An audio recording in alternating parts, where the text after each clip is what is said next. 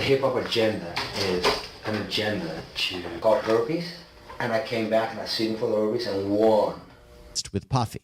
Okay. So Oddi knows that Garagos and Meselius are connected with Combs, but the agenda that they're supposedly pushing is unclear at this point in the interview. But then Oddi drops a bombshell.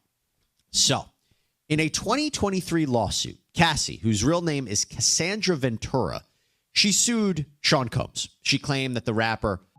All right, Sweet Spot Squad, strap in because today's dive is into the dark underbelly of fame, power, and the twisted dynamics at play in the world of entertainment.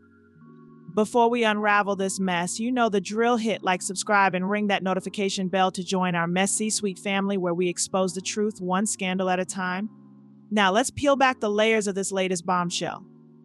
The saga we're unpacking today involves Sean Diddy Combs, a titan in the music industry whose controversies seem to unravel more and more with each passing day.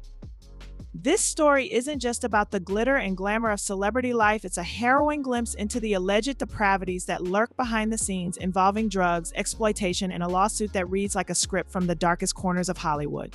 Cassie, also known as Cassandra Ventura, brought allegations against Diddy that are so grave, they're almost hard to digest. She accused him of not just supplying drugs, but forcing her into group sex sessions that were allegedly filmed. The layers of this scandal are complex, settled in shadows, but the lawsuit's settlement doesn't close this twisted tale. No, it merely adds another layer of silence to a story screaming for truth. Enter Oddi, an individual whose own experiences echo the disturbing patterns alleged by Cassie. His descriptions of being used as a sex slave, contracting an STD, and the eerie normalcy with which he recounts his experiences with Diddy and Cassie pull back the curtain on a world far removed from the glitz we're sold. His lawsuit victory over contracting herpes adds a legal acknowledgement to his claims, yet the broader implications are chilling. Oddi's narrative isn't just a personal recount, it's a damning corroboration of Cassie's allegations.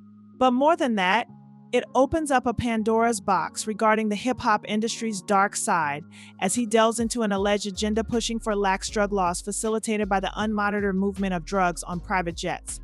This isn't just about individual misconduct, it's an indictment of a system that, according to Oddi, exploits and indulges in illicit activities under the guise of fame and fortune. Now, when we talk about the cabal of the rich and powerful and their hidden agendas, it's easy to dismiss it as conspiracy. But through the voices of those like Oddi and Cassie and the bizarre yet specific details of their experiences, we're forced to confront a potential reality far more sinister than we might want to admit.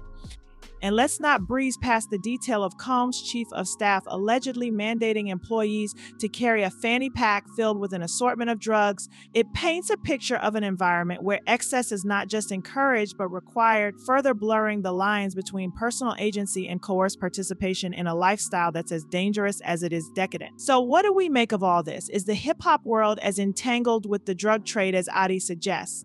How deep do the roots of exploitation and abuse run in the entertainment industry? And more importantly, where do we draw the line between dismissing unsettling allegations as mere gossip and recognizing them as potential cries for help and justice? The Messy Sweet Spot family, it's your turn. What are your thoughts on this tangled web of fame, power, and alleged depravity? Sound off in the comments below. And remember, if this story has you as fired up for truth and accountability as we are, hit that like button, share this video, and subscribe for more deep dives into the messiest stories shaking our world. Until next time, keep seeking the sweet spots in the chaos. Just supplied her with drugs, forced her to participate in group sex with prostitutes. She says that the sessions were often filmed. Okay, this is what she alleged in 2023. That lawsuit was settled. But now listen to what Oddi says. Again, before this lawsuit was ever filed, before any of these details that she alleged were made public, listen to what he said. I had sex with Cassie and Sean. Basically, he would masturbate and tell me what to do with Cassie. I had like 15 encounters, and I heard a lot of business. Because what they would do is Sean talks a lot on the phone and on the TV with speakers and stuff, and I was like a sex slave. Okay. For them, that's what I was. That's all right?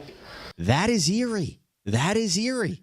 But not only that, Oddi says he got an STD from the encounter and sued. I caught herpes, and I came back and I sued him for the herpes and won. But they did. Mark Erebos and Ben Mercedes were his attorneys, okay? And Christopher Leons here was my attorney. They asked me to turn in that, which was the video recording, and I did so.